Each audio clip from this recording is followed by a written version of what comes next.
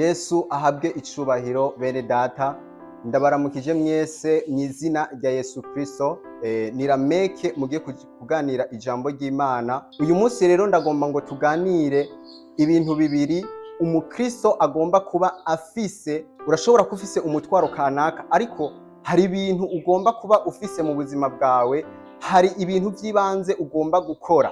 Mwene data, nimba ijambo ry'Imana rivuga ko umuntu asaba ntahabwe kubera ko asaba nabi, ikiba cabuze nuko aba yabuze ubwenge. Ijambo ry'Imana rivuga muri Yakobo igice caho ca mbere ku murongo waho wa 5 haravuga ngo namba muri mwebwe hari uwubuze ubwenge nabusabe Imana igabira bose. Uragomba gusaba ubwenge umenye uko ushobora gusenga. Tujya turabire hamwe ni gute umukristo agomba gusenga. Hari ibintu rero ugomba gukora mbere na mbere.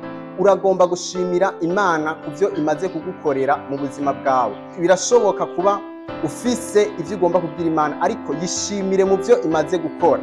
Ica kabiri c'ingirakamaro, uragomba kubanza kwitunganya, kwezwa. Nimba hari ico upfa na mugenzi wawe, uragomba kwitunganya ukaba imbere y'Imana atajwi rikwagiriza ivyaha. Uragomba kumva yuko uri umuntu w'agaciro.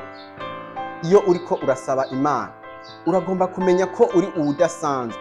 Mwene data, nimba hari umutwaro ufise ariko ukaba utaritahura, ni ukuvuga urasanga uri gusaba bitoya cyane kandi Imana yakugize umuntu adasanzwe. Biragusaba rero kumanza kwitahura, kumenya uwo uriwe. Ikintu ca kabiri ugomba gukora, reka ndavyite nk'ingabire ugomba kuba ufise muri wewe. Nimba utazifise, ugomba gusaba Imana ngo izishire muri wewe. Ikintu ca mbere, uragomba kuba ufise ukwizera. Uragomba kuba ufise ukwizera. Ukwizera ni ikintu gihambaye cyane. Urashobora kuba hari ico waganiriye n'Imana, hari ico wavuganye n'Imana, ariko uragomba kugira ukwizera mu buzima bwawe. Iyo ufise ukwizera, nta gukekeranya muri wowe kuba kurimwo. Uba wizeye neza ko ico Imana yavuganye nawe izogishitsa kandi uzokibonesha amaso. Ukwizera ntikuvanganye no gukekeranya. Iyo ukekeranije uba wamaze gutakaza ukwizera. Ikindi twovuga, uragomba kugira ukwihangana. Ukwizera kujana no kwihangana. Iyo ufise ukwihangana, ni ukuvuga ngo ntabwo uzigera urambirwa mu masezerano Imana yagusezeraniye. Igihe cyose uzoba witeze ko Imana izobishitsa. Ikigira gatatu, uragomba kuba ufise ingabire yo guca bugufi. Mwene data, ingabire yo guca bugufi ni ingabire nziza cyane. Iyo ufise guca bugufi muri wewe, Imana irakwishimira. Abantu benshi barashaka gushigwa hejuru, urashaka hari ikibanza ushaka kubamwo, ariko ijambo ry'Imana ritubwira ngo nimba umuntu agomba gushigwa hejuru, namanze ace bugufi. Kristo yaratweretse akarorero. Yavuye mu ijuru asiga icubahiro ciwe, araza mw'isi yemera guca bugufi ashigwa hejuru.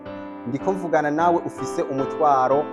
Izi ngabire ugomba kuba uzifise muri wewe.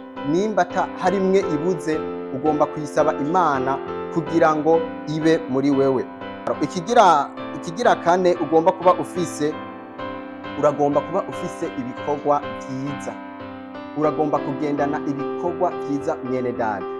Iyo umuntu afise ibikorwa vyiza, ni ukuvuga Imana kugira ngo yishure umutwaro wawe, iragenda mu gitabo c'ibikorwa ikaraba kimwe mu byo wakoze, hanyuma ikakwishura. Ni ikintu c'ingirakamaro kubaho ufise ibikorwa vyiza. Nimba ata kintu na kimwe umutima wawe ukwemeza wakoze ciza, uragomba guhera ubunyene utangure ukore.